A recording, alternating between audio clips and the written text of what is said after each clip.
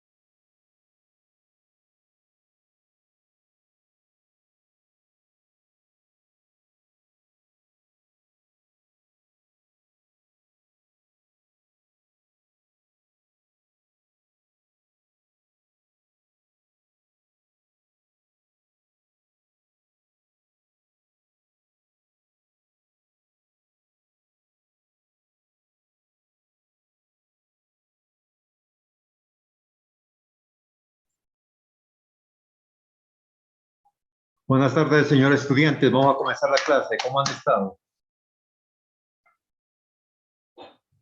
Buenas tardes, Bien, ingeniero. profe, buenas Bien, tardes. gracias. Ok. Vamos a ver a continuación el ensayo de placa directa o prueba de placa, como quieran llamarlo ustedes. Este equipo está constituido por un sistema de reacción, que puede ser un camión lo suficientemente pesado o una cercha, que la vamos a ver más adelante. También consiste de un sistema de carga, constituido por un gato hidráulico y un sistema de deformación, unos deformímetros que hay que colocar. De eso consta el equipo, repito, consta de un sistema de reacción, que puede ser una volqueta bien pesada, donde vamos a armar el equipo, un sistema de carga, constituido por un gato hidráulico, y un sistema de deformación, constituido por unos diales. Bueno, ¿para qué me va a servir este ensayo? ¿Para qué me va a servir? Me va a servir para lo siguiente. Me va a permitir averiguar o cuantificar la capacidad de soporte de sus rasantes, de sus bases, de bases y estructuras completas de pavimento. Vuelvo y repito, puede servir el ensayo simplemente para que me averigüe la capacidad de soporte solamente de la subrasante. Solamente de la subrasante. O también me puede servir que ya haya construido la capa de subbase. Entonces, me va a medir esa capacidad de soporte del conjunto subrasante más la subbase. O si ya está también construida la base, me puede servir para averiguar la capacidad de soporte del conjunto, de la subrasante, de la subbase y de la base. O también de estructuras completas, o sea, de un pavimento ya construido, también le puedo medir yo esa capacidad de soporte. O sea, en otras palabras, lo puedo medir por capas o de toda la estructura. Generalmente se utiliza para obtener el módulo de reacción de la subrasante. Así se lo denomina, módulo de reacción de la subrasante o módulo de Westergaard, y está dado por el valor de K mayúsculo. Como también podemos calcular ese módulo de reacción del conjunto de capas, como lo dijimos anteriormente. Este valor de K lo vamos a necesitar para el diseño de pavimentos rígidos. Para el diseño de pavimentos rígidos lo vamos a necesitar. Este valor de K. ¿Y cómo vamos a calcular este valor de K? Mediante esta formulita, en la cual me dice que debo de averiguar una presión y la debo de dividir entre una deformación.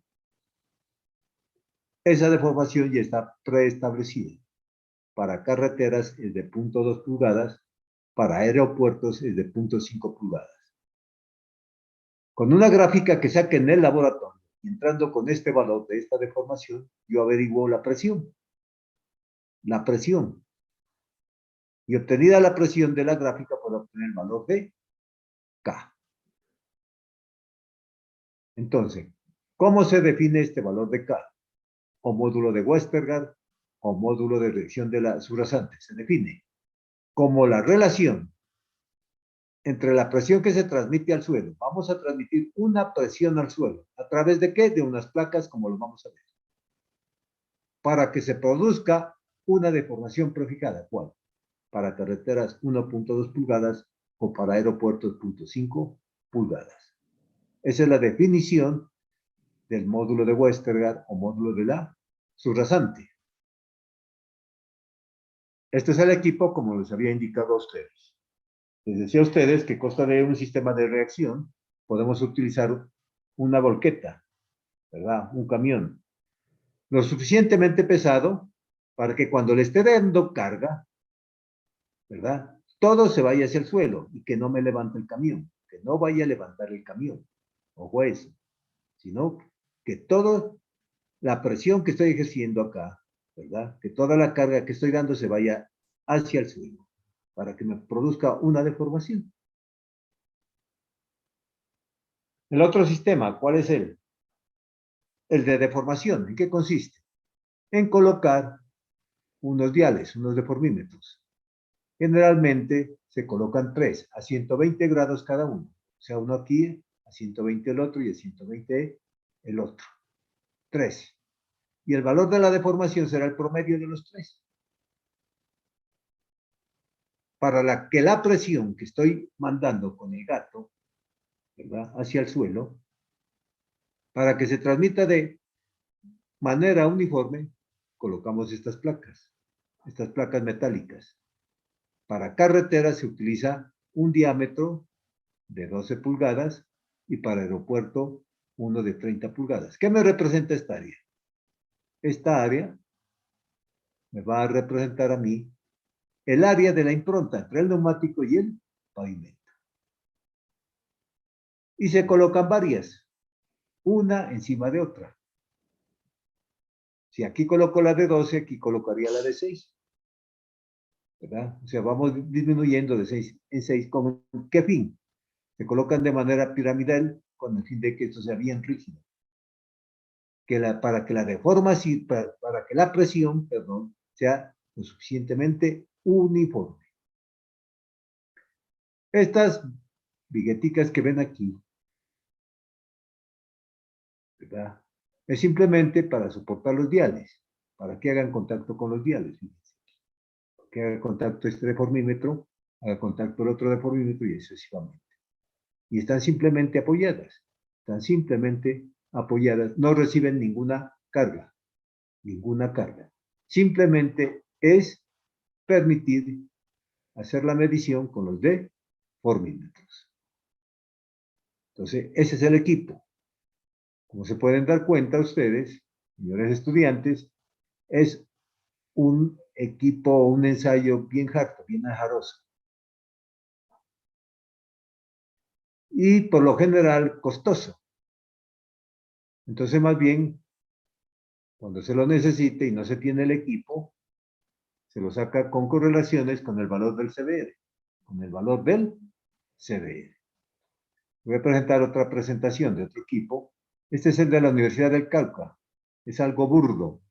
Hay que, mejor dicho, fijar esta cercha. Hay que colocar unos helicoidales, hagan de cuenta unos tornillos grandísimos, se clavan aquí y acá.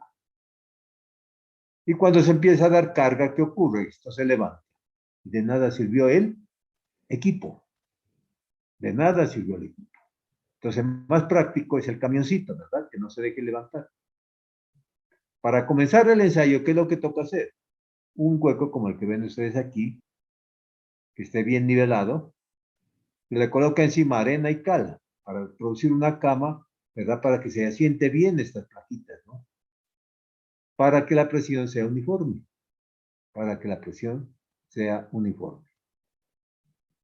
Aquí lo ven los diales que me mide la deformación. Están sobre el plato. El otro es más sofisticado, el que vimos, ¿no? Aquí tenemos el gato. Entonces, cuando le estamos dando carga al gato, ¿verdad?, el éxito está en que toda la carga se vaya hacia el suelo, que no me vaya a levantar la cercha, que no la vaya a levantar. De eso de nada sirve el ensayo. De nada sirve. Por eso debe ser lo bastante fuerte. Pero como les digo, más práctico es el camión. Ahí lo adaptamos, ¿verdad? Adaptamos nuestro gato, colocamos las plaquitas, colocamos la capita de arena para que quede bien uniforme las placas. Empezamos a dar carga, pero toda se tiene que ir hacia el suelo, ¿verdad? Se tiene que ir hacia el suelo. Y se va a transmitir esa carga a través del plato que ustedes colocaron, que ya les dije que en carretera se utiliza un plato de 12 pulgadas que me representa la impronta del neumático con el pavimento. Eso me está simulando. Ok. ¿Cómo se realiza el ensayo? Les voy a dar simplemente una pequeña introducción.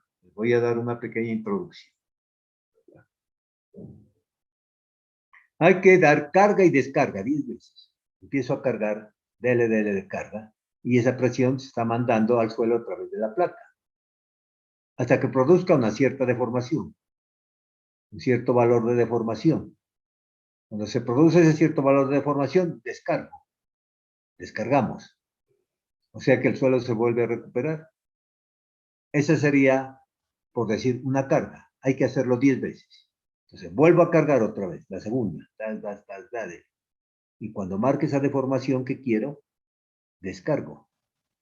Y vuelvo y juega otra vez, dele que dele. Lo tengo que hacer 10 veces. Para una deformación X, de mejor así para que me entienda. Luego se toma otra deformación. Luego se toma otra deformación.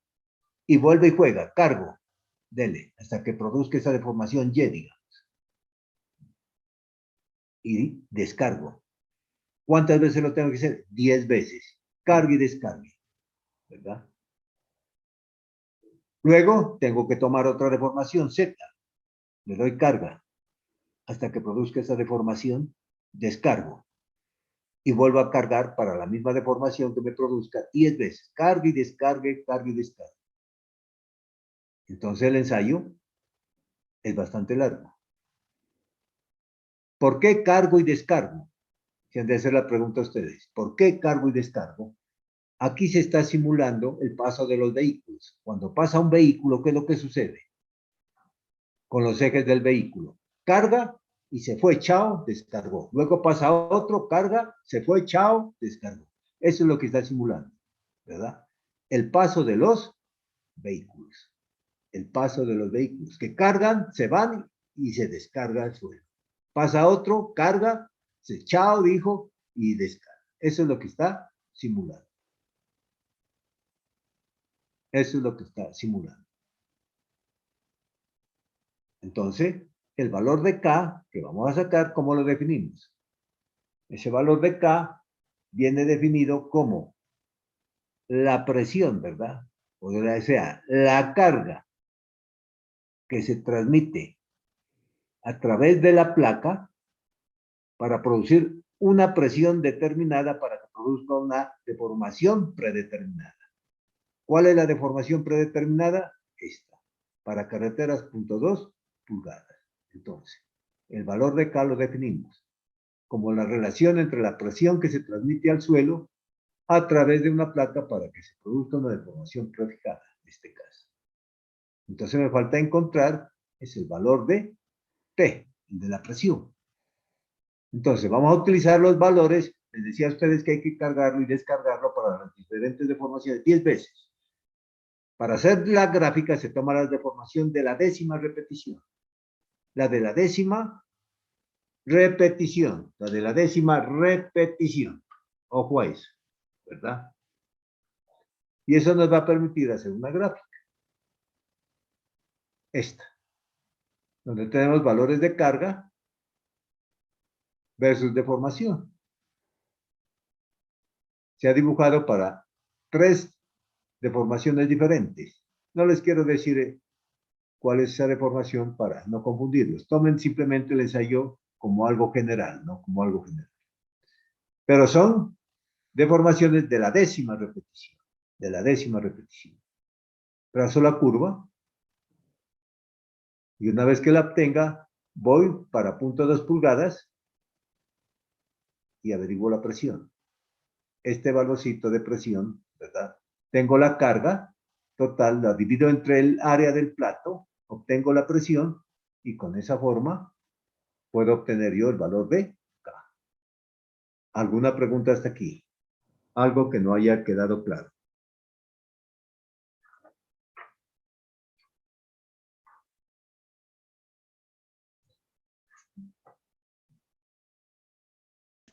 Está claro. Quiero que tengan la idea simplemente. ¿Ok? Bueno, sigamos. Entonces, fíjense. La placa utilizada en carreteras tiene un diámetro de 12 pulgadas, o sea, para vías, 12 pulgadas, ¿verdad? Si es para carreteras, entonces la deformación es 0.2 pulgadas. Esta es la prefijada. El máximo que se permite, una deformación de 0.2 pulgadas. Pero si el ensayo lo están haciendo en aeropuertos, entonces la placa El diámetro tiene que ser de 30 pulgadas y la deformación máxima que se permite en un arco es de 0.5 pulgadas. Entonces, ¿en qué unidades nosotros podemos dar? Pueden ser kilogramos por centímetro cuadrado por centímetro. Kilogramos por centímetro cuadrado hace referencia a la presión. Y este centímetro a la deformación.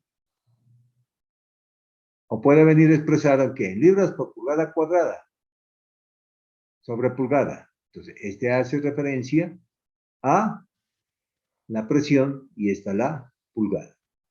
O también puede venir en kilogramos, ¿no? Que sería kilogramos por centímetro cuadrado por centímetro, como lo digo acá. ¿Okay? ¿Dónde se van a conseguir los mayores valores? Generalmente en gravas arenosas y bien graduadas se obtienen alrededor de 15 kilogramos por centímetro cuadrado por centímetro. Los menores valores los vamos a tener en las arcillas. Están alrededor de 1.5 kilogramos por centímetro cuadrado por centímetro. Ustedes de pronto van a encontrar kilogramos por centímetro cúbico. De una vez este lo multiplican por este, entonces quedaría centímetro cúbico. Pero lo correcto es tal como les estoy indicando, expresar así. 1.5 kilogramos por centímetro cuadrado por centímetro. ¿Qué quiere decir? Que para que se produzca una deformación de 1 centímetro, ustedes necesitaron una presión de ¿cuánto? De 1.5 kilogramos por centímetro cuadrado. Eso es lo correcto. Esa es la forma de hablar. ¿Verdad? Aquí en este, ¿qué quiere decir? 15 kilogramos por centímetro cuadrado por centímetro. Quiere decir que para producir en el suelo una deformación de 1 centímetro, se necesitó que 15 kilogramos por centímetro cuadrado de presión. ¿Alguna pregunta hasta aquí?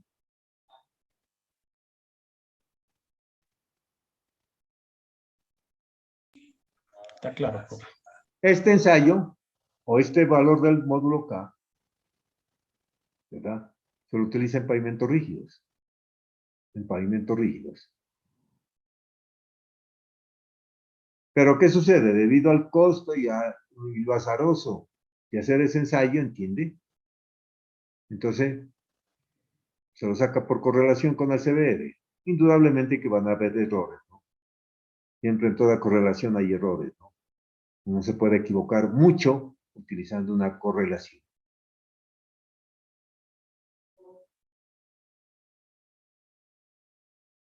La gráfica que se obtiene con los datos de campo, ¿verdad?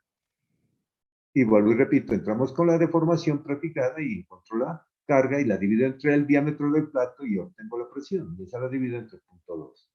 Y obtengo el valor de K. ¿Qué sucede? Aquí tenemos unas correlaciones. Aquí tengo valores de CBR. Ya tengo acá valores de K en estas unidades y valores de K en otras unidades. Entonces obtenemos el valor del CBR y yo puedo obtener, ¿verdad? El valor de K. Para el ejemplo, supóngase que tengo 19% de CBR. Intercepto la curva y obtengo el valor de K, que me dice 250 libras por pulgada cúbica, lo que les decía a ustedes, ¿verdad?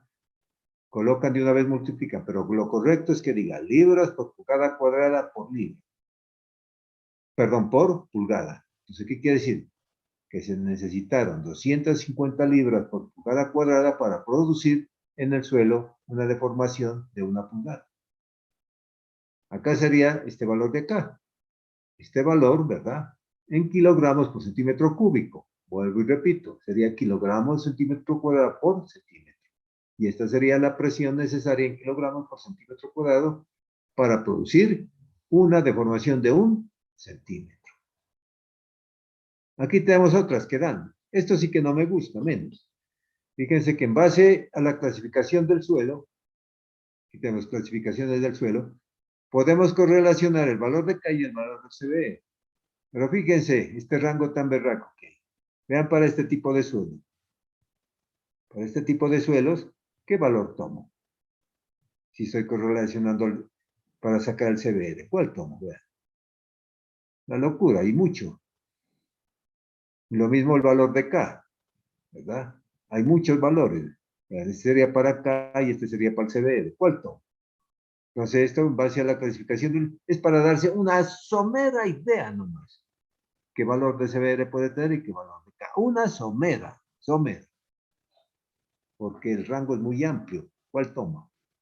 Vean, el rango es muy amplio. Diferente, más me gusta esta, que va directo, es puntual, no tenga y tome.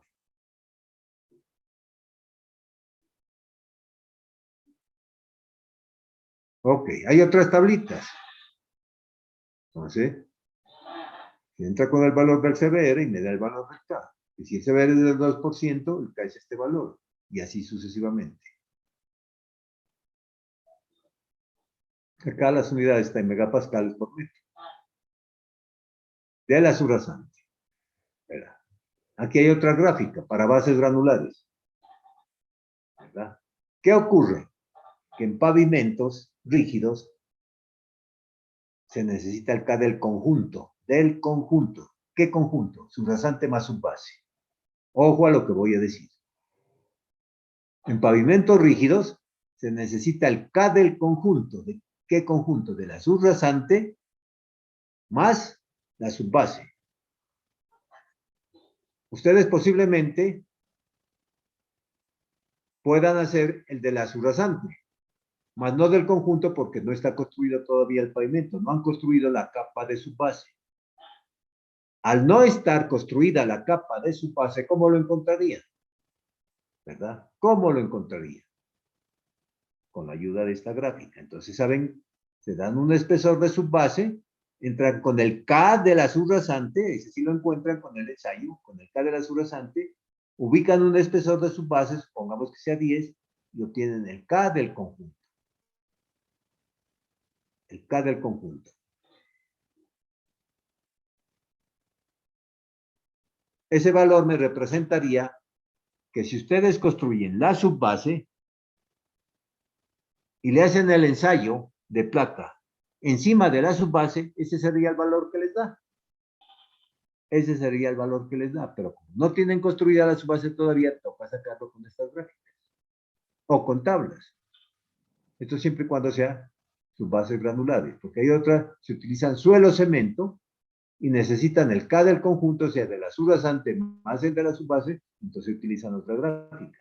Entran con el K de la subrasante para un determinado espesor de subbase de suelo cemento y acá obtienen el valor de K del conjunto. ¿De quién? El de la subbase más la subrasante. ¿Alguna pregunta? Algo que no haya quedado claro.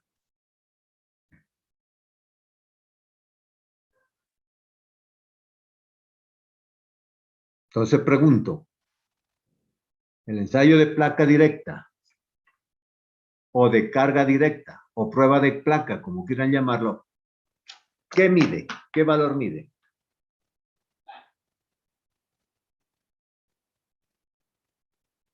¿Qué valor mide? Mide el valor de K. Se Mide el factor K valor de de la subrasante. Mide el K de la subrasante, como también puede medir de un conjunto, ¿no? Subrasante más subbase, subrasante más subbase más base o de toda la estructura, siempre y cuando la tenga construida, ¿verdad? Siempre y cuando la tenga construida. Díganse, yo puedo tomar un pavimento, mira la Panamericana, y hacerle el ensayo a ese pavimento. O sea, coloco encima de la capa de rodamiento, ahí lo ubico, las placas y le empiezo a dar presión ahí. Pero he medido el K, ¿qué? De todo el conjunto. ¿De cuál? De toda la estructura del pavimento.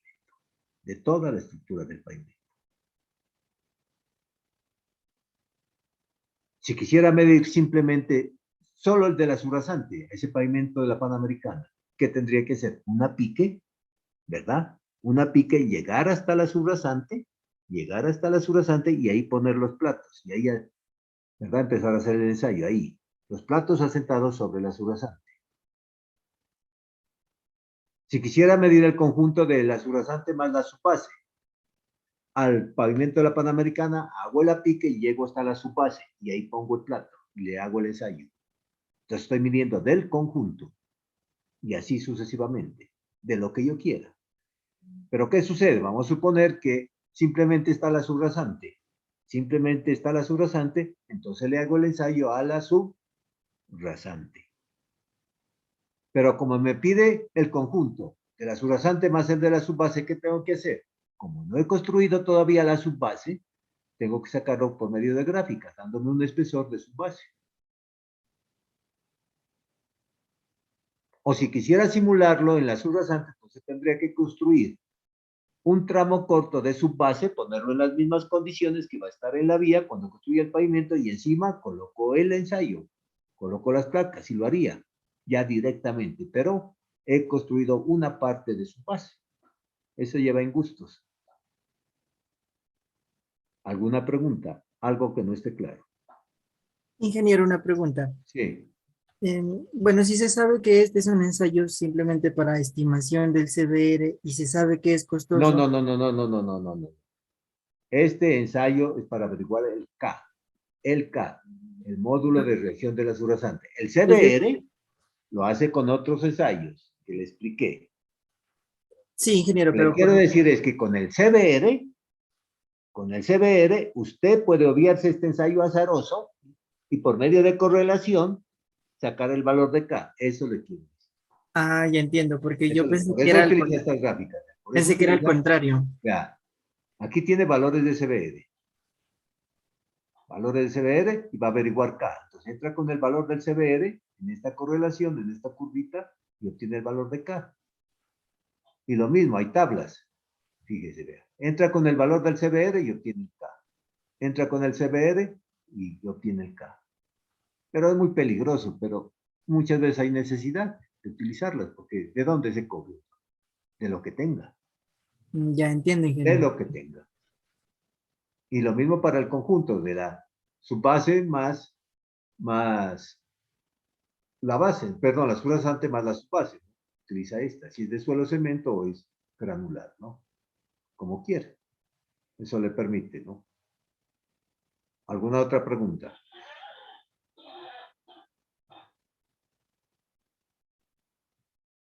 Ahora vamos a ver un equipo muy sencillo que se lo utiliza para el CBR. Ustedes ya saben lo azaroso que es hacer ese CBR, ¿no? También es harto e incierto, ¿no? Los valores que da. Aquí hay un equipo bien sencillo que es el PDC. Es el PDC, penetrómetro dinámico de cono. Este ensayo muy sencillo, ¿verdad? Me permite a mí averiguar el CBR. Averiguar el CBR. ¿En qué consiste? ¿Verdad? ¿En qué consiste? Este es un equipo muy sencillo. En una varilla, ¿verdad? Una varilla. En uno de los extremos lleva un cono de penetración. El conito, ojo, tiene que ser de 60 grados. Hay otros de diferentes, pero ojo con la correlación, ¿no? Siempre, cuando uno va a utilizar una correlación, lo primero que debe de preguntar, ¿para qué conito es? Si es para el de 60 grados y el peso, ¿no? Del martillo que va a caer acá. Ojo, ojo con las correlaciones, ¿no? El que se utiliza aquí para el CBR es este. En el extremo lleva un cono de penetración, ¿verdad? En la punta de la varilla lleva este conito de penetración que está a 60 grados la punta. Y para penetrar este cono en el suelo, vamos a dejar caer una pesa en caída libre a esta altura, más a una altura de 57.5 centímetros, a esta altura, ¿verdad? Lo voy a dejar caer. Tiene un peso de 8 kilos, de 8 kilos. Entonces, cuando la dejo caer, este conito penetra en el suelo. ¿Qué va a ocurrir? Entre más duro sea el suelo, va a penetrar menos.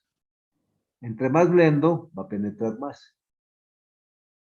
Entonces, lo que se trata es de sacar un índice. Voy a sacar un índice en el suelo. Entonces, como se pueden dar cuenta, es un ensayo, pero bien sencillo. Y aquí tiene, fíjense. Aquí tengo la varilla. En el extremo está la punta que les indiqué el conito. Y esta es la masa, ¿verdad? De 8 kilos. Entonces, la elevamos y la dejamos caer. Esa altura ya está predeterminada. Y medimos la penetración en esta regla que hay aquí. Lo que penetró por cada golpe. Lo vamos midiendo. Este ensayo se lo puede hacer a subdosantes, a subbases y a bases, ¿verdad? A subdosantes, a bases y subbases, ¿ok? Bueno, aquí lo vemos mejor. Entonces aquí tenemos, esta es la altura, más o menos 57 centímetros y un poquito más. Levanto la pesa de 8 kilos y la dejo caer libremente hasta aquí. A este yunque, golpea este yunque y tas, penetra, ¿verdad? A esta altura, cae, pega en este yunque y penetra la puntita. Y aquí tenemos la regla que mide lo que penetró por cada golpe, por cada golpe. Entonces, fíjense que este ensayo también me puede permitir a mí hacer la estratigrafía, ¿verdad? No me va a decir, pero me dice dónde está cambiando las capas. Explico. Cuando el suelo es uniforme, ¿verdad? Cuando el suelo es uniforme, va a tener la misma pendiente. Cuando dibujen una pendiente, va a obtener la misma pendiente. Pero cuando ya cambia de dureza, cambia la pendiente. Cambia la pendiente. Entonces, ¿qué ocurre? Si ustedes le hacen este ensayo a un pavimento, ¿verdad? A la base, a la subbase y a la subrasante, entonces tendrán una pendiente para la base, otra pendiente para la subbase y otra pendiente para la subrasante. Para la subrasante. ¿Dónde creen que obtienen mayor pendiente?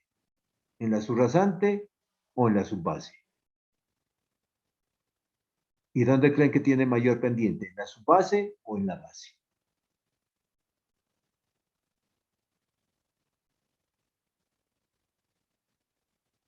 Si el suelo es más blando, entra más, ¿verdad? Entonces va a tener una mayor pendiente. Entonces cuando uno dibuja las pendientes, entonces ahí se da cuenta dónde es que está cambiando el suelo. Digo, esta es una base, esta es una subbase, esta es la subrasante. O si es a suelos, digo, este suelo es un tipo de suelo, este es otro tipo de suelo, porque me van cambiando las pendientes. O sea, me permite averiguar una estratigrafía del suelo. Pero no me va a decir qué tipo de suelo es. Me dice, este es más duro, este es más blando, aquí está cambiando. Me dice.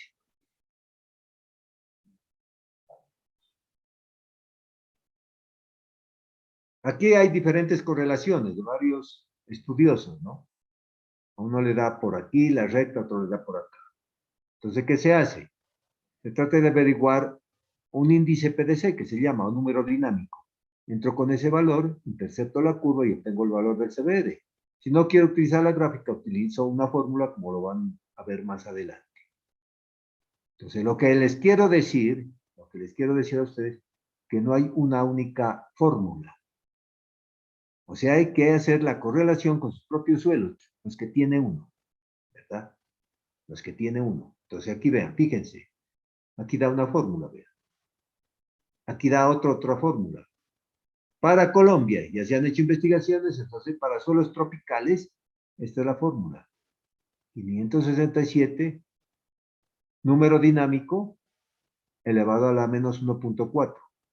Para suelos blandos de la sabana, obtenemos esta formulita. Sería bueno aquí en Nariño, ¿no?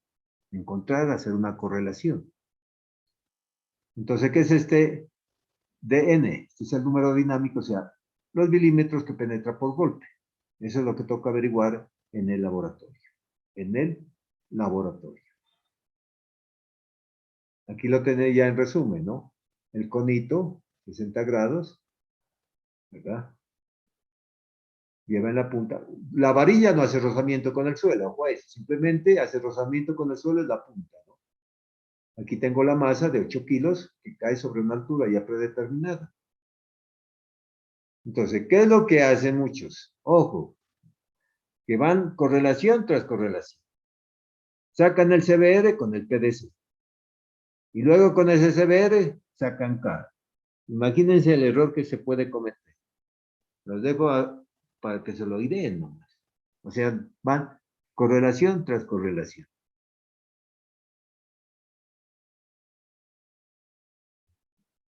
Entonces, ¿cuál creen que es más fácil hacer? Les expliqué de los laboratorios, ¿verdad? del CBR o este. Este es de campo, ¿no? Este es para encontrar directamente en el campo. Directamente en el campo el valor del CBR.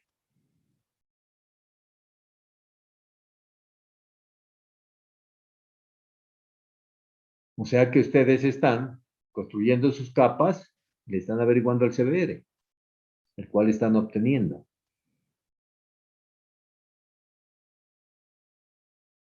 Se lo pueden averiguar a la subrasante sin compactar o mejorándola. Ya es a gusto de ustedes. Y ese valor de CBR que están encontrando allá en el campo será para una humedad y una densidad. ¿Cómo averiguan para qué humedad y qué densidad? Pues hacen un ensayo de humedad, le hacen un ensayo del con y la arena para esos valores. ¿Alguna pregunta? Algo que no haya quedado claro.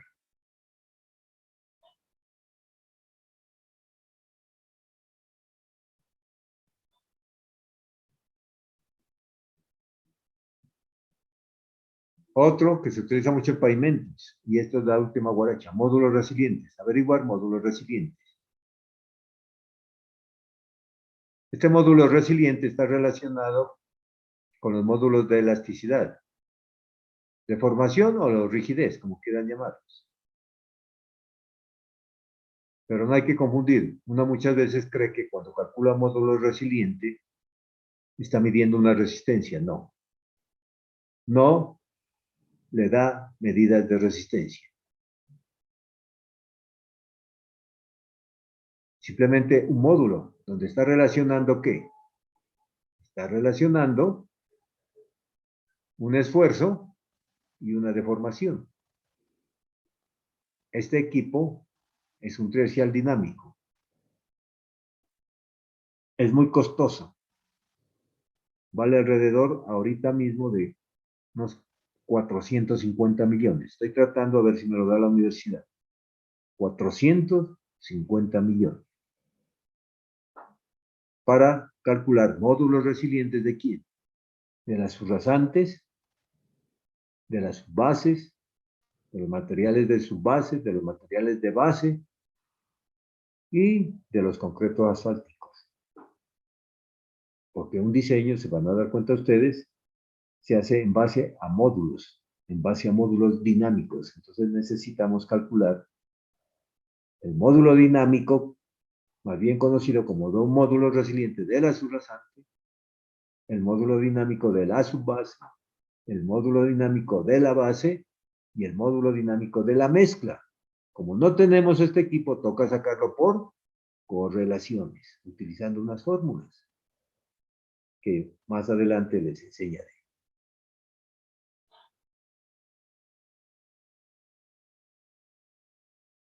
Aquí hay para sacar módulos resilientes en base al CBR. Hay muchas fórmulas, ¿no? Para que tengan ideas. Hay muchas.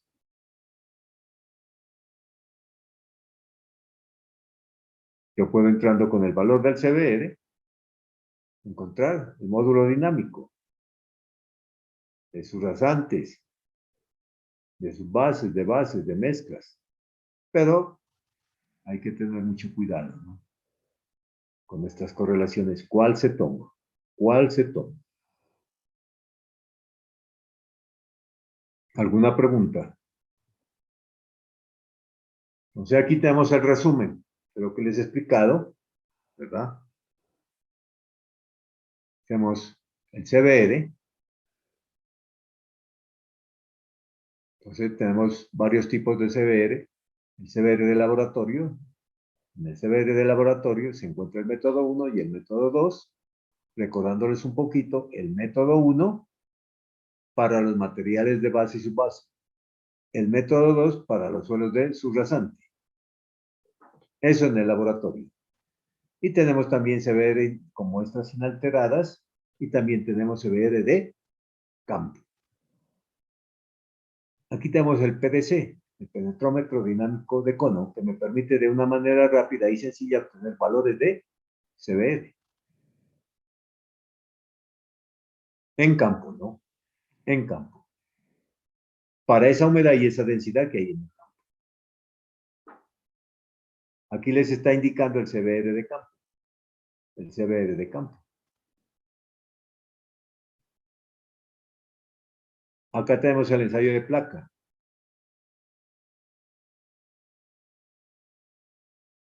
Para el valor de K, para pavimento rígido. Acá tenemos un triaxial para módulos resilientes, tanto de su rasante, materiales de su base y de mezcla asfáltica.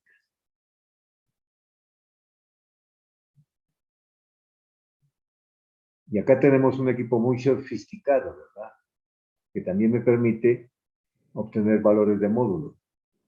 No recuerdo este nombre, ya se me olvidó ahorita. Se me olvidó hace unos segundos. ¿Cómo se llama este equipo?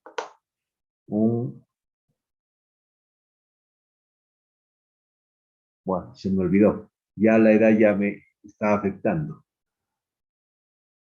Pero esto es de campo, ¿no?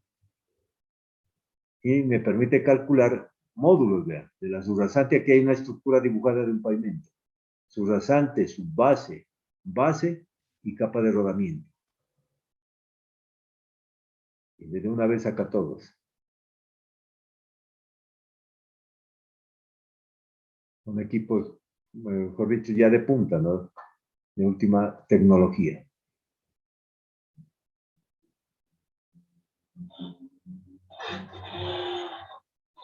Bueno. En la próxima clase les digo el nombre, ahorita no me acuerdo. ¿Alguna pregunta? Todo claro, ingeniero. Ok, esto es simplemente para que tengan idea, ¿no? Si ya quieren profundizar, tienen que leer. Tienen que leer, ¿verdad? Ahí en el INVIAS está todo. Cojan simplemente las normas del INVIAS. Ahí está todos los ensayos, todo lo que ustedes quieran, todo lo que ustedes quieran.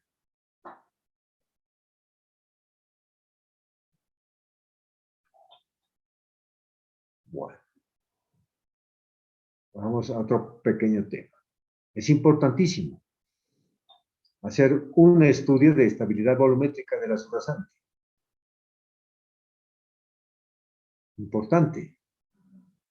¿Por qué importante? Para ver si esta subrasante me va a causar problemas de expansión o no me va a causar.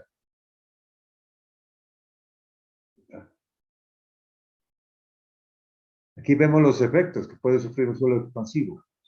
Contracción por secado, expansión por humedecimiento.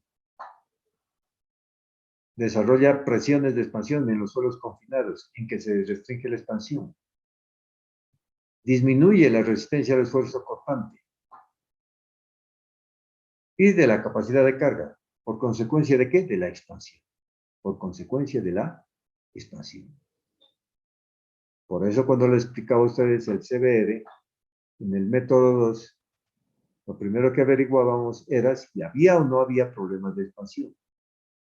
Si no había, aplicaban ustedes la humedad óptima para alcanzar una densidad máxima especificada. Pero si había problemas de expansión, tenían que buscar una humedad de equilibrio mayor a la de la humedad óptima para alcanzar una densificación que no me vaya a causar problemas, ¿verdad? Que me evite densificarla demasiado, porque cuando chupe agua, que era lo que va a resultar, se va a expandir, y al expandir, ¿verdad?, va a afectar la resistencia al esfuerzo de corte por esa expansión. Y además va a levantar la estructura del pavimento, ¿no? La levanta. Todo lo que tenga por encima.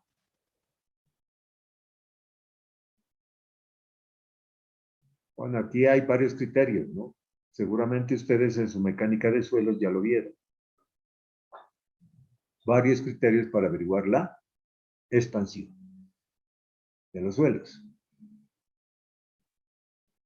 Pero ya habíamos visto en CBR que también me permite medir esa expansión, ¿no? Me permite medir la expansión. Y el máximo admisible era del 2%. Valores superiores al 2% ya me causan problemas. Entonces tengo que controlar. Tengo que controlar.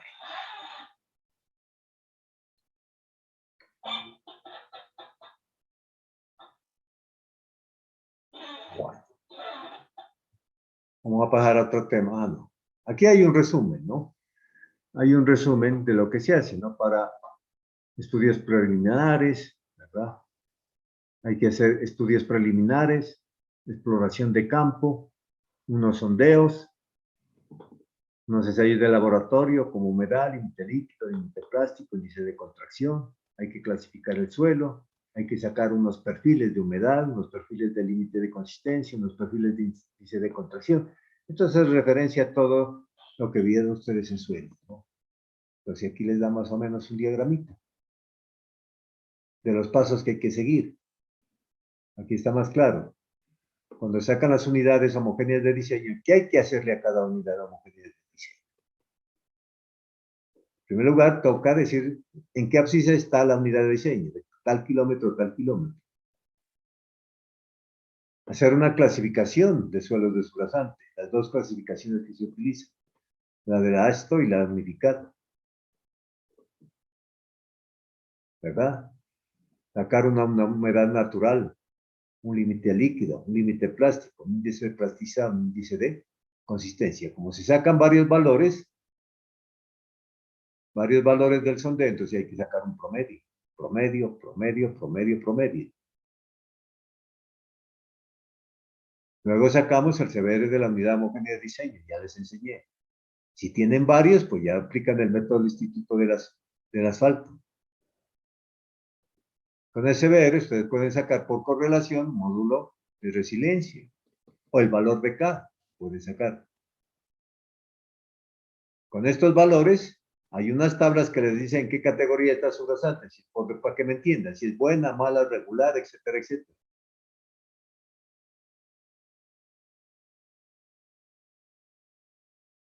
Ha medido el grado de expansión y con todos estos datos hacen su diseño del pavimento y hacen las recomendaciones del drenaje, ¿no?, que debe de llevar. Este es un diagrama de flujo, no muy útil, un diagrama de flujo. ¿Alguna pregunta? Algo que no esté claro. No, profe, está claro.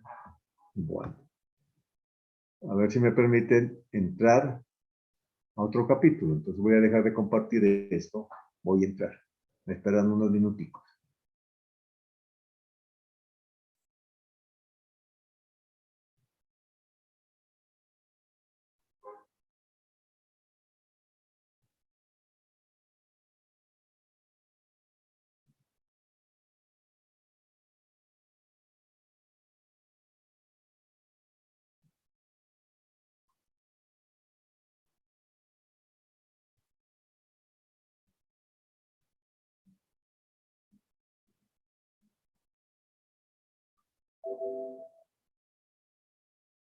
¿Qué están leyendo, por favor? Subbases y bases. Bases y Ok, bases. muchachos. Bueno, a ver, voy a tratar de en esta horita terminar esto porque tenemos que avanzar un poquito rápido. De esto, al final que terminemos estos espacios bases, les voy a dejar una tareita. Me lo van a hacer en Vinas, de a 2 alumnos, ¿verdad? No quiero que corten y peguen. Busquen en el Invías y van haciendo como, ¿qué le digo? Algo extractado, ¿no?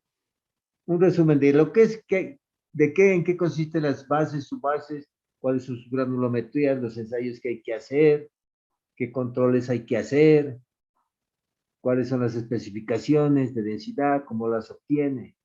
Algo bien resumido, ¿vale? Por lo menos lean, ¿no? Y me lo entregan. Esa será una nota. Esa es la nota del examen. ¿De acuerdo? Después cojo a uno al azar. Y para que me exponga algo de lo que consultó. Si le fue mal a ese alumno, le califico mal. A él simplemente. Y busco a otro. Si a ese le va bien, les pongo la misma nota a todos menos al que le va mal. ¿De acuerdo? Listo, profe. ¿Para Ok. cuándo quedaría? Pues que entre más rápido mejor, porque vienen una serie de trabajitos, ¿no? Si me lo entregan la próxima semana, mucho mejor, por ahí que viernes o qué sé yo, para que lo hagan este fin de semana. Vuelvo y repito, simplemente lean, entren a las especificaciones del INVIAS, las del 2003, y lean todo lo que concierne a sus bases, ¿verdad? Y bases. ¿Qué le hacen a la subbase? ¿Qué le hacen a la base? ¿Cómo controlan la densidad? Pero en resumen, ¿verdad? Así en títulos. Bueno, aquí les voy a dar mucho de lo que quiero que hagan, pero tienen que leer las del INVIE. Entonces entramos al capítulo de las... Ya hemos hecho un estudio a la subrasante, ahora sigamos con las demás capas, las de la subbase y las de la base. Hay diferentes tipos de bases y subbases, ¿verdad? Granulares, estabilizadas y asfálticas. Las granulares pueden ser de gradación abierta, que dependen de la granulometría, o de gradación densa, o de gradación intermedia, o de gradación uniforme. Entonces, eso es lo que tienen que leer ustedes en las normas INVIES. Ahí me cortan y me pegan ustedes las granulometrías para las bases granulares. Estas son las que me exige el INVIES y cuándo las utilizo. Estabilizadas.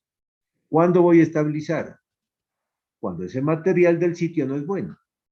Entonces lo tengo que mejorar. ¿Cómo lo puedo mejorar? Con cemento, con cal, con asfalto o con otros productos químicos que hay en el comercio. Y también hay las asfálticas, o sea que prácticamente son estas, ¿no? Donde utilizamos asfalto. Entonces ya tendría no un pavimento flexible, sino un pavimento semi-rígido, porque hemos rigidizado una de las capas. Una de las capas se ha rigidizado, ¿verdad? La hemos estabilizado, ya sea con cemento, con cal, con asfalto o con otro producto químico. Estos son los diferentes tipos de bases y subbases para un pavimento. Ok. Vamos un poquito, subbases y bases granulares. La explicación es válida, ¿no? Ojo, no me vayan a entender mal. Es válida para las subbases y bases. La explicación, el material es diferente. El material es diferente.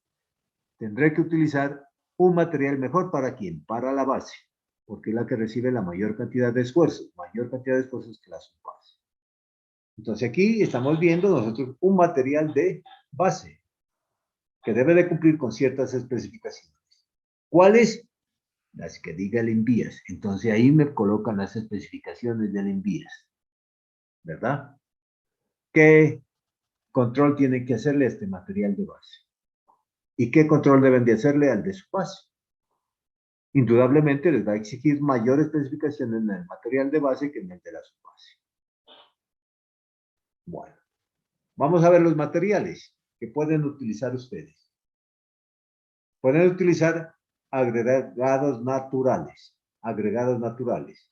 O sea, directamente como vienen de la mina. Directamente como vienen de la mina, simplemente se les quita unos sobretamaños.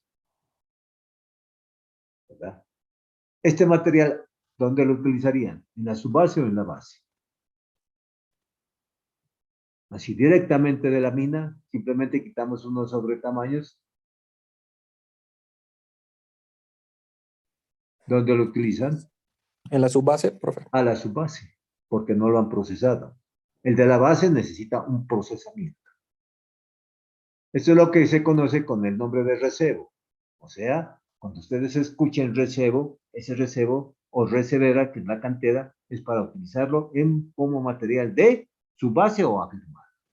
Como para afirmados o subbases, pero quitándole ciertos tamaños a ese material porque vendrá con sobretamaños, ¿verdad? Entonces, agregados naturales, compuestos por gravas y arenas, cuyo origen son los depósitos de los ríos, los pueden sacar, o de canteras. Son empleados sin ningún procesamiento adicional, salvo un tamizado o lavado previo, en caso de ser necesario. Por lo general, este tipo de fuente de material se utiliza para la construcción de subbases. Lo vamos a utilizar para subbases. Agregados procesados. Se utilizan para la construcción de capas de base. Ya son procesados, son mejorados. Y son gravas o rocas sometidas a un proceso de trituración. Cuando vean su materia de técnicas 2, les van a enseñar los equipos de trituración. diferentes equipos, trituradoras primarias, secundarias, terciarias, y cada uno lo tritura en un tamaño. Lo tritura en un tamaño, ¿verdad? Entonces son procesados. Entonces son gravas o rocas sometidas a un proceso de triturado y tamizado, con lo que se logra aumentar su resistencia, mejorar su gradación, reducir el tamaño de las partículas, variar la forma de las partículas y mejorar la tesis. Ojo aquí. Ojo aquí. Variar la forma de las partículas. Eso es lo que busca. Por eso se habla de un material proveniente de trituración. Porque al triturarlo va a tener varias caras. Varias caras. Y esas caras, cuando estén en contacto, partícula con partícula, va a haber mucha fricción. Mucha fricción. Y eso es lo que le da estabilidad a la capa. Entonces, lo que yo necesito es caras fracturadas. Se van a dar cuenta en las especificaciones que dependiendo si es de subbase o si es de base, les va a exigir un determinado porcentaje de caras fracturadas. Yo siempre pongo este ejemplo. Hagan de cuenta que el material de base son bolas de billar, todas bolas de billar. Hay puntos de contacto simplemente, no hay fricción. Entonces esa capa será inestable. Entonces acá estoy dando una forma, ¿verdad? Una forma cúbica. Estoy dando unas caras que cuando estén entre partícula y partícula hay alta fricción. Y al haber alta fricción, ¿qué va a ocurrir? Se va a oponer a una deformación. ¿Y quién va a producir esa deformación? ¿Quién va a producir el desplazamiento de esa capa? Pues las cargas que lleva el tránsito, que se transmiten a través de los neumáticos, llegan a las diferentes capas. Entonces, hay que poner material que sea capaz de resistir esos esfuerzos.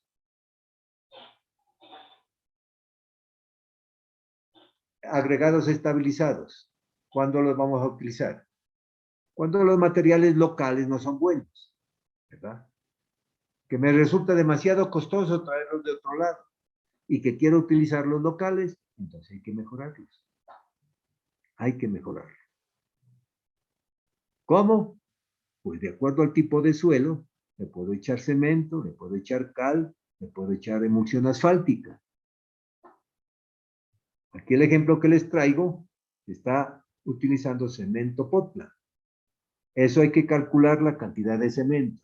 No es coger y voltear los bultos como los ven aquí y con esta máquina empezar a revolver el cemento. ¿No? Esto es para revolver, ¿verdad? Luego tendrán que romper el bultico y regar el cemento, ¿no? Sino que ahí está calculado el espacio, ¿no? De la cantidad de cemento que necesita todo esto. Esto ya está calculado. ¿Calculado dónde? En el laboratorio. No es echar por echar cemento. Esto es todo calculado en el laboratorio. Entonces aquí tienen un suelo estabilizado. Lo hemos mejorado con cemento. Aquí vemos otro, mejorado con asfalto.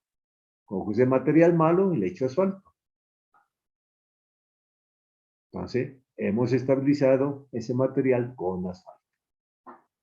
Y también se puede hacer con otros productos químicos, ¿no? Comerciales que hay. Puedo utilizar cal también. La cal, a la vez que me mejora la resistencia, me sirve ¿para qué? Para bajarle la expansión a un material. Si ustedes tienen una surrasante muy expansiva, entonces, si no la pueden controlar con la humedad de equilibrio, entonces, ¿qué es lo que se hace? Se escarifica la parte superior de la surrasante hasta cierta profundidad y le echo cal. Y hasta ahí le llegó la expansión. Ya deja de ser expansivo. Entonces, a la vez que lo mejoramos en su resistencia, le hemos bajado la expansión con la cal.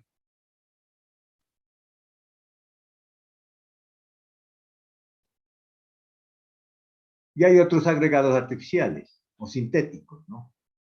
Son los que provienen de la modificación físico-química de los materiales naturales. Entre ellos están los conocidos como las escorias de horno. Cuando se está produciendo hierro, se producen unas escorias. Ese material también se lo puede utilizar. como para una subbase.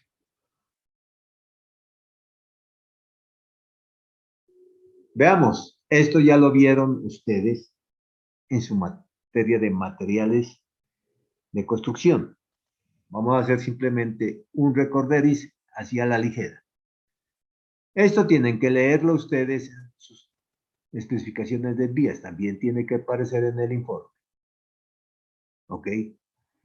No quiero que me digan que el ensayo de la máquina de Los Ángeles se realiza de tal y tal forma, tal. Eso no quiero. Simplemente sirve para tal cosa. Su objetivo del ensayo es esto y la especificación me exige esto. Y punto. No más. ¿Está entendido? Entonces, el INVIES ha clasificado los ensayos para los materiales de base y subbase en ensayos de dureza, en ensayos de durabilidad, limpieza, geometría de las partículas y granulometría.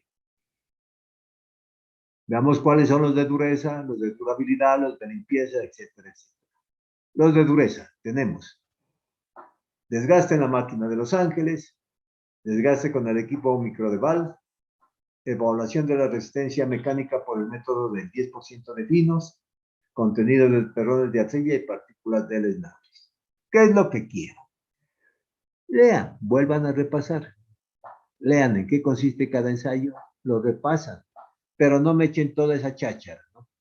Sino simplemente me dicen, para un material de su base, lo que me exige la especificación, el desgaste de la máquina de Los Ángeles, tanto. En el microdeval, tanto, tanto y tanto. Valores, simplemente quiero tablitas, ¿verdad? Tablitas. ¿Ok? Y el objetivo del ensayo. ¿Cuál es su objetivo? No quiero que me lo describan como es, porque eso ya lo tienen que saber y lo tienen ahí en las especificaciones del INVIES. Estos son los ensayos de dureza. Estos, todos estos que ven aquí. Aquí, si recuerdan la máquina de Los Ángeles, partículas deleznables, ensayos de durabilidad, ya sea en sulfato de sodio de magnesio. Esto espero les haya explicado el profesor. Así que no voy a repetir. ¿Cuáles son los ensayos de limpieza? Según el INVIES, el límite líquido, el índice de plasticidad, el equivalente de arena y el valor de azul de metileno. Entonces, no quiero que me describan cómo se hace el límite líquido, no, sino simplemente qué valores les exige a los materiales de su base y base. Ahí metí la tablita. Si quieren recordarlo, recuerden cómo se hace el ensayo. Aquí vamos a recordar el equivalente de arena, ¿verdad? Es una manera de averiguar qué. Las partículas finas que me pueden hacer daño, ¿verdad? Me pueden hacer daño, sea que me pueden producir expansión. Aquí vemos el equipo, el equivalente de arena, recordando, ¿no? Aquí para que lo lean, el efecto que puedo producir cuando hay demasiados finos, ¿verdad? En un material que se vaya a utilizar como base o de subbase. Esos finos deben de ser controlados, ¿no? Deben de ser controlados. Esos finos van a afectar a la plasticidad del material.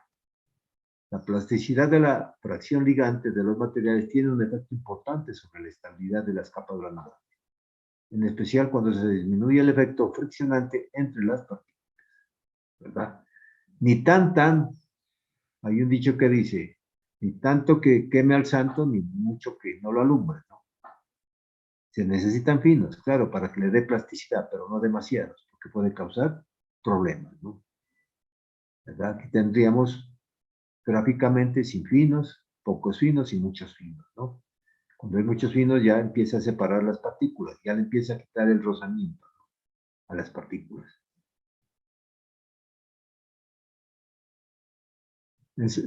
Ensayos que hacen referencia a la geometría de las partículas. Importantísimo esto, importantísimo, ¿verdad? Entonces debe de estar controlado mediante ¿qué? Índices de alargamiento y aplanamiento, porcentaje de caras fracturadas y angularidad de la fracción fina.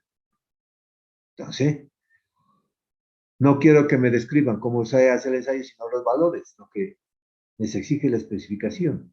Recordándoles, ¿no?, que es una partícula plana, ¿no?, de la partícula que se tiene en cuenta en el laboratorio, ¿no?, el ancho y el espesor. Las alargadas, pues la longitud y el ancho. Entonces les va a exigir a ustedes ¿verdad? Un determinado, como máximo, porcentaje. Ojalá no tuviera.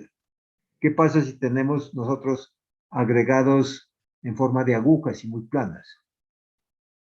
Que con el equipo de compactación la van a fracturar esas partículas. Y al fracturarse están cambiando la granulometría. Así de sencillo. Por eso no se les permite. Por eso es que se hace ese control. Hay que hacer ese control. Aquí vemos, ¿no?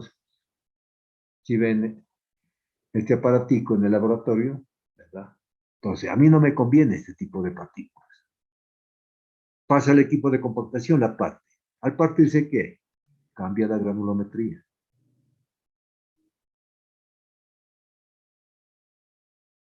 Ahí, para ver si lo plano que es la partícula, ¿no? Todo eso, ya les recuerdo a ustedes. Aquí tengo dos tipos. Este es el material que viene de la cantera. Y este ya es procesado. Necesito que haya en estas caras fracturadas, para que haya rozamiento, mayor rozamiento. Aquí, en cambio, son puntuales, ¿verdad? No hay rozamiento, no hay mucho rozamiento. Por eso el material de base, a ustedes van a exigir que sea un material procesado, que provenga de trituración. Y les van a exigir para las subbases, les van a exigir un determinado porcentaje de estas caras fracturadas. Para la base, les van a exigir más.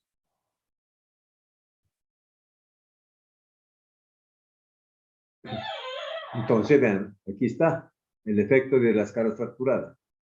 La experiencia ha demostrado que los materiales que contienen partículas con caras fracturadas tienen mayores estabilidades que los materiales con agregados redondeados. Esto se debe al efecto de entrabamiento de los granos de la mesa. Al haber un buen entrabamiento hay una mayor fricción. Para una granulometría determinada, los materiales con agregados triturados también poseen mayores coeficientes de permeabilidad y tienen, por lo tanto, mejores condiciones de drenar las aguas superficiales o de capilaridad. O sea, mayor oportunidad para sacar el agua ¿hacia dónde? Hacia el drenaje. Al haber caras fracturadas hay una fracción interna. ¿Y qué me produce eso? Una alta resistencia al corte. ¿Verdad? Que además de la forma de las partículas y también de la densidad que se le haya dado al material en el proceso de compactación, ¿verdad? Y también debido a la distribución de la granulometría de ese material, voy a lograr esto, una alta resistencia al corte.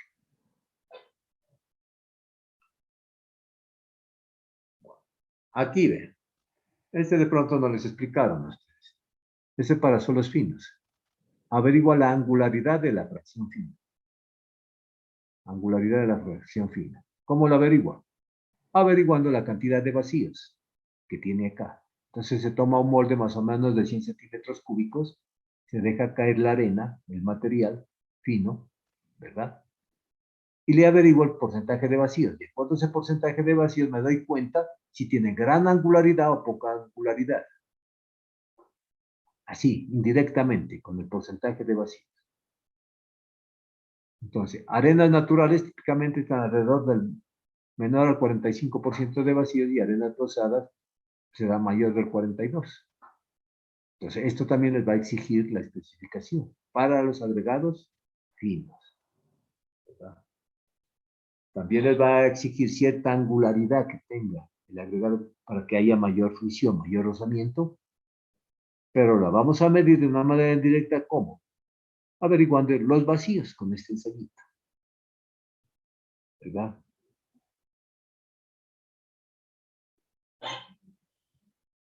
Aquí vemos diferentes tipos de granulometría, ¿no? Porque ahí se van a dar cuenta ustedes que hay gradaciones o granulometrías que les da una granulometría uniforme, una bien graduada, discontinua, ¿no? Cada una tiene sus características. Si ustedes utilizan una uniformemente graduada, como la de la figura acá, tamaños iguales en todas, entonces van a haber pocos puntos de contacto. Pocos puntos de contacto. Una baja trabazón, alta permeabilidad. Esta no sería conveniente a la hora de la verdad. Bien graduada. Hay diferentes tamaños, fíjense.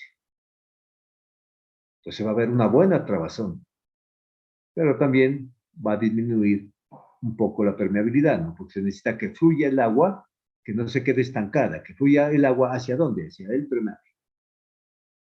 Pero se la puede utilizar. Y discontinuas, ¿verdad? Hay unos tamaños limitados, ¿verdad? Va a haber buena trabazón de todas formas. También baja permeabilidad. Baja permeabilidad. La mejor sería esta, ¿no?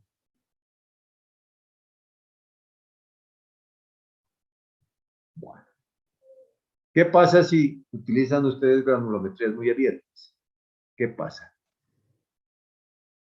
Posible intrusión de los finos de la subrasante hacia la capa granular, de base o subbase.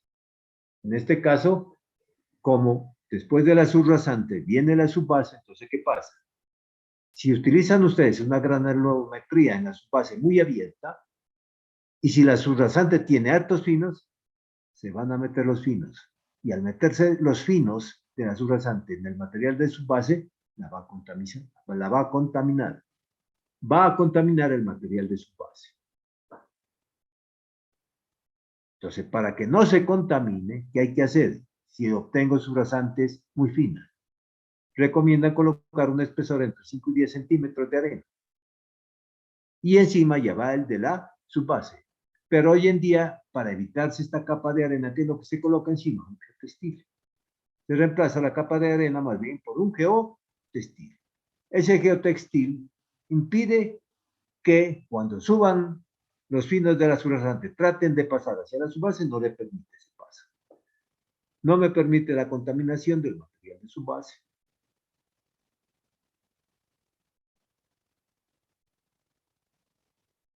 ¿Alguna pregunta hasta aquí?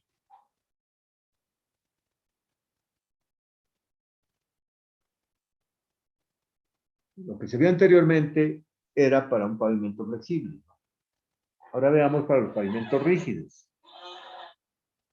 Recuerden que debajo de la losa hay una capa granular, que la pueden llamar ustedes base o subbase, como quieran.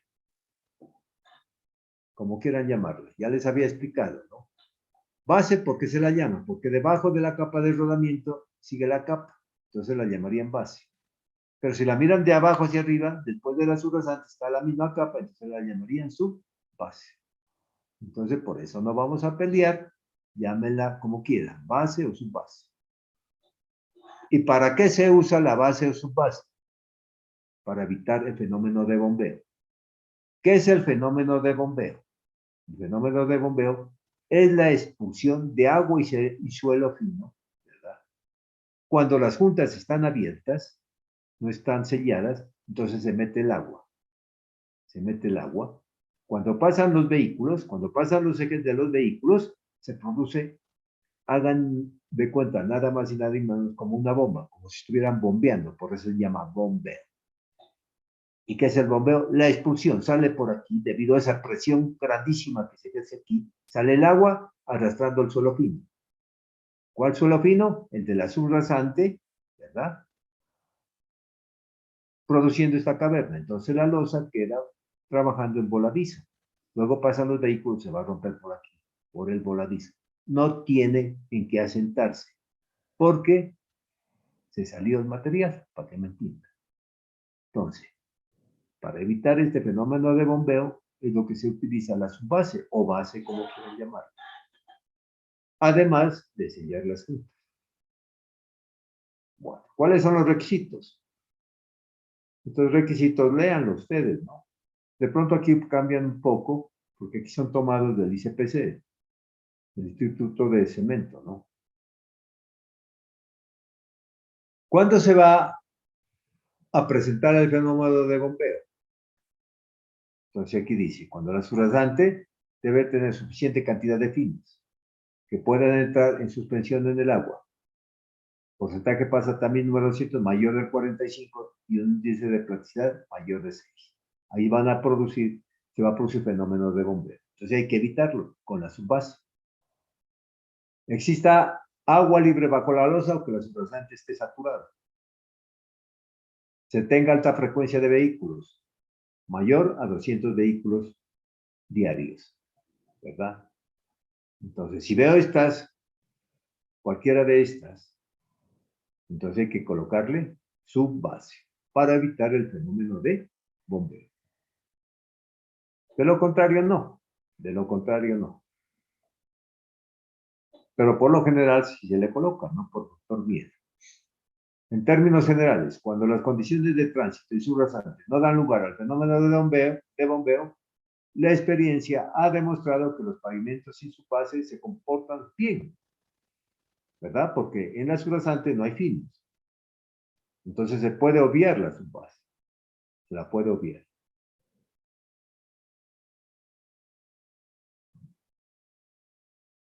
¿Ok? Pero como por lo general siempre le colocan, ¿no? Siempre le colocan. Y eso también es por cuestiones constructivas, ¿no? Al construir una subbase, facilita la construcción de la losa. Facilita la construcción de la losa.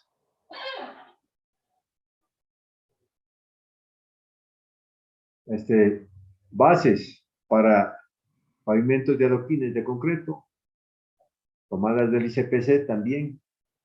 Aquí están las especificaciones.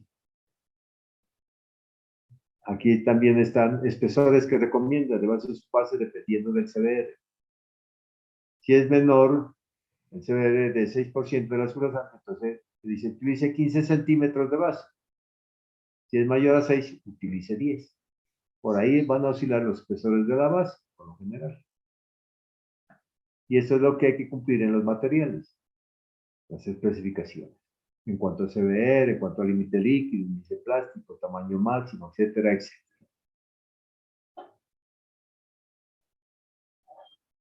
Para afirmados. Un afirmado, ¿qué es? Colocar un material encima de la subrasante.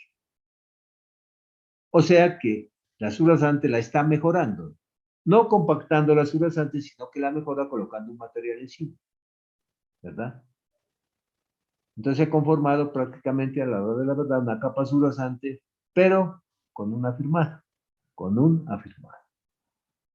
¿Y qué material? Generalmente se utiliza el mismo que se utiliza en el de la subbase. También hay especificaciones, me lo van a averiguar, especificaciones para afirmados. ¿Cuáles son los materiales que se utilizan? Generalmente son los recebos, los que se utilizan para subbase.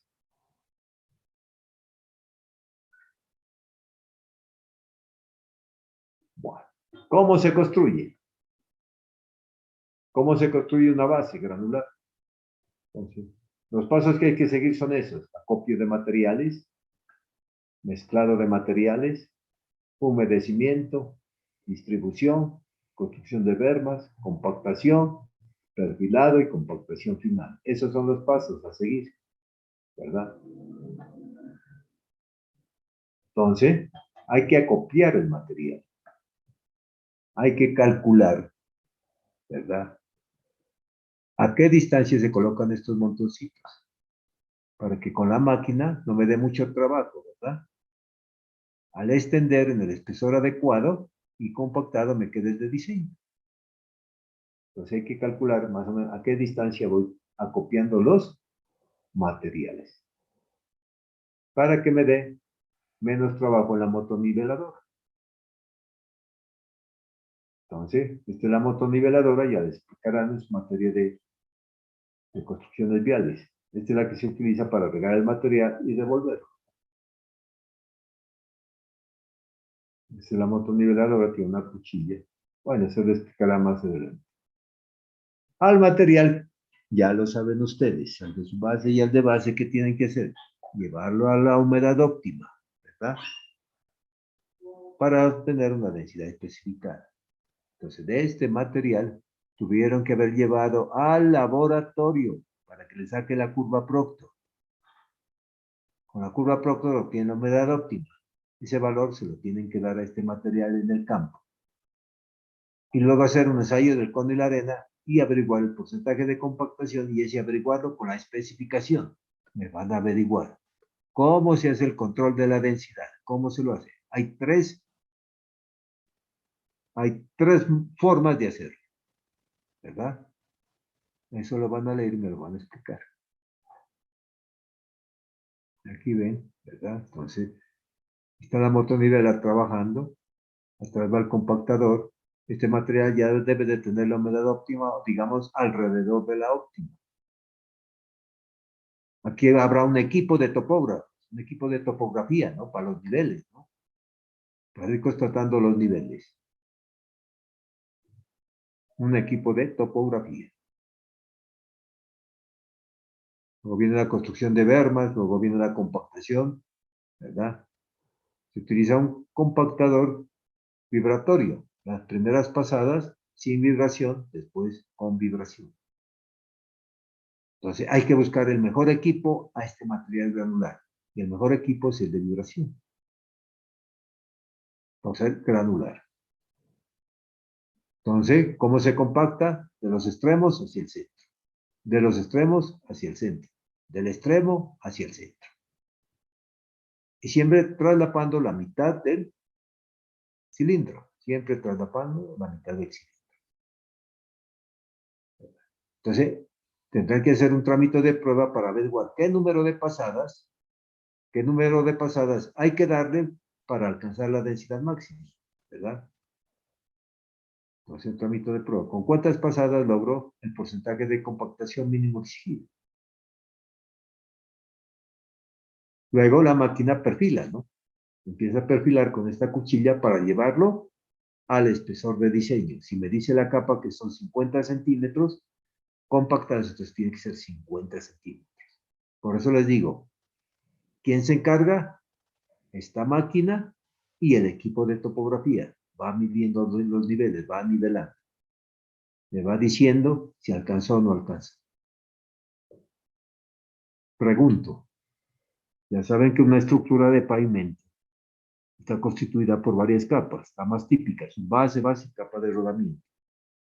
Y recuerden que la capa de rodamiento debe tener una pendiente transversal, que también llamado bombeo, diferente al de los pavimentos rígidos. Esa palabra bombeo es diferente. El bombeo hace referencia ¿a qué? A la pendiente transversal, ¿verdad? Si se acuerdan en su diseño geométrico de vías, la capa de rodadura debe de llevar una pendiente transversal, ¿verdad? Para poder escurrir el agua y llevarla a la cuneta. Entonces pregunto, la pendiente transversal, ¿la logran en la última capa, o sea, cuando estén extendiendo la mezcla asfáltica, o desde la capa subrasante? ¿Desde dónde la empiezan a lograr? Contéstenme, por favor. La última, profe, creo. No. Tiene que ser desde la subrasante. ¿Por qué?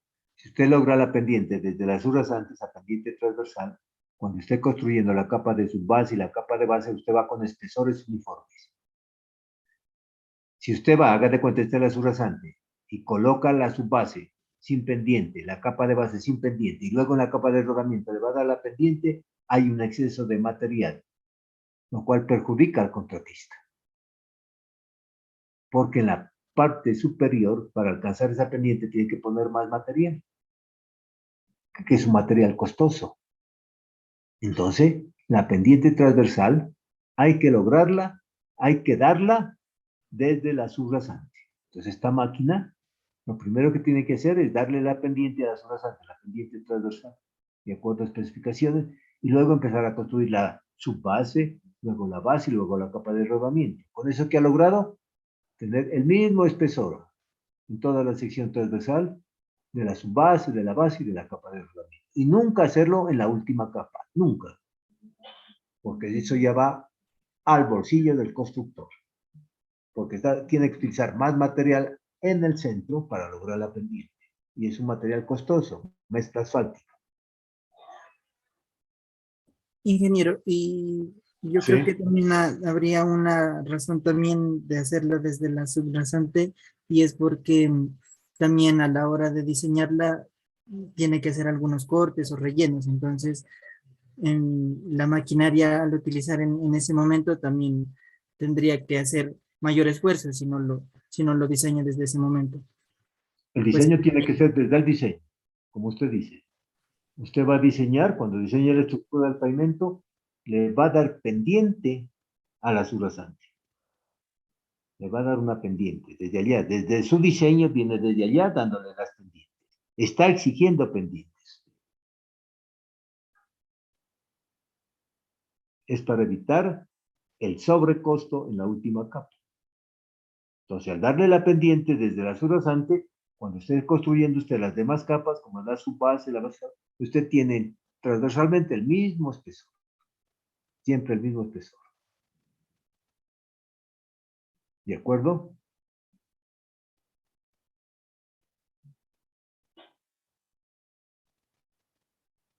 Aquí tenemos la compactación, ¿no? Ya. Y al final, pues, la capa granular, hacer el ensayo del cono y la arena o con un decímetro nuclear, ¿no? Para ver si ha averiguado, si ha alcanzado el porcentaje de compactación especificado. Entonces la pregunta es, una vez me la hicieron, que una vez quise contestar, ¿cada cuánto hacemos el ensayo del cono y la arena? Entonces ahí les va a decir cómo hacerlo. Hay tres, de acuerdo a la cantidad de material, de acuerdo a lo que ha avanzado en un día, o de acuerdo a otra cosa. Ahí lo leen, por favor. Ahí lo leen.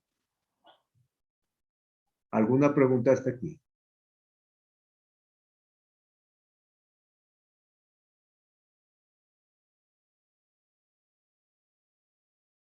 Bueno, muchachos, entonces les queda esa tareita. No quiero mucha lora, sino al grano, al grano, al grano, pero sí lean. Léanlo, lo tienen que leer por el bien de ustedes.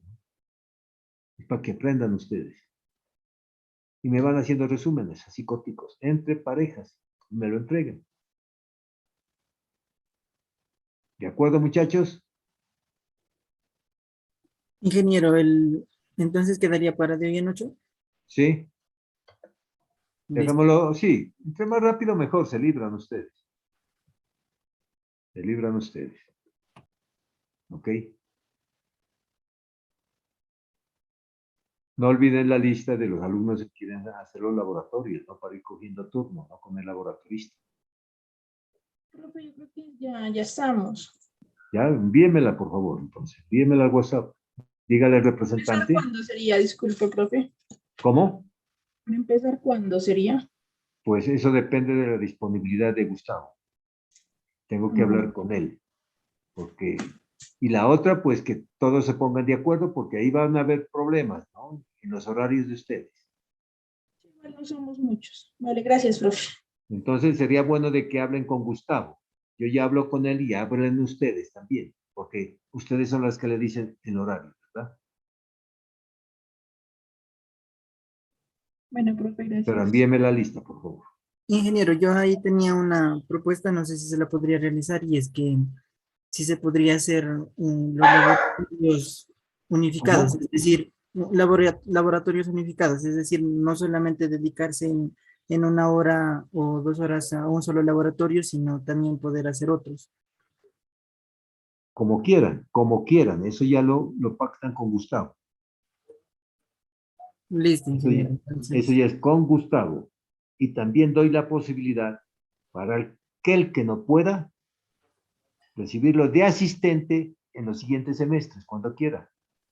Va y mira y los hace como asistente. De todas formas, yo voy a dar una nota final. Voy a dar una nota final. Entonces, para los repitentes es opcional hacer o no hacer los laboratorios. Para los que por primera vez, me gustaría que los hagan ahora o después que se metan con los otros grupos, con los otros cursos que vienen de aquí en adelante, como quieran. ¿De acuerdo? Entonces, mándenme la lista para hablar con Gustavo y ya les estoy comentando, ¿vale?